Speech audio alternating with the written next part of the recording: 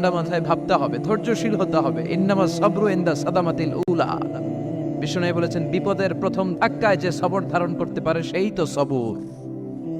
এজন্য বিষ্ণু দোয়া করতেন, আল্লাহুম্মা জাআলনি সাবুরা, আল্লাহ আপনি আমাকে ধৈর্যশীল বানান। ওয়া জাআলনি শাকুরা, আপনি আমার শুকরগুজার বান্দা বানান। বিশ্বনবীর চেয়ে ধৈর্যশীল, বিশ্বনবীর চেয়ে শুকরগুজার পৃথিবীর কেউ আছে? কথা বলেন। এমন তাবৎ কোনো অত্যাচার নাই যে অত্যাচার বিশ্বনবীর উপর করা হয় নাই। বিশ্বনবী মক্কার জামিনে যখন দাওয়াত দিতে লাগলেন, ওনারে পাগল বলা হতো, বলা হতো তুমি পাগল, বলা হতো মুহাম্মদ একটা কবি, বলা হতো মুহাম্মদ হচ্ছে গণক।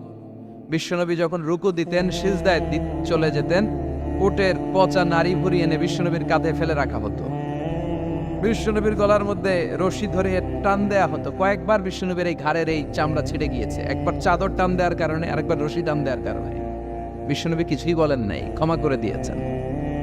যেই মক্কার শত্রুরা বিশ্বনবীকে মক্কা থেকে বিতাড়িত করেছেন, এবং যেই রাতে উনি হিজরত করলেন, মাইগ্রেট করলেন, উনি কেঁদে কেঁদে বারবার মক্কার দিকে ফিরে তাকায়, আবার যায়, আবার ফিরে তাকায়, মাতৃভূমির মায়া ছাড়তে পারছেন না। আর বলছিলেন, মক্কা তো আহাব্বুল বিলাদ ইলাইয়া, মক্কা আমার কাছে সবচেয়ে প্রিয় শহর। লাউলা উখরিজতু লামা খরাজতু মিনহা, আমার যদি বের করে না দেয়া হতো এই শহর থেকে, আমি কোনোদিন এই শহর থেকে বেরোতাম না। এত ভালোবাসতেন বিশ্বনবী মক্কাতুল মুকাররমাকে। ধৈর্যশীল ছিলেন।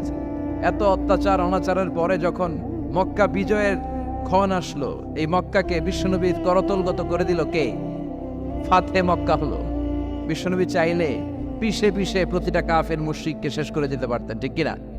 কিন্তু বিশ্বনবী বললেন, লা তাসরিবা আলাইকুমুল ইয়াউম, ইযহাবু আনতুমুত তুলাকা, কোনো রিভেঞ্জ চলবে না আজকে, কোনো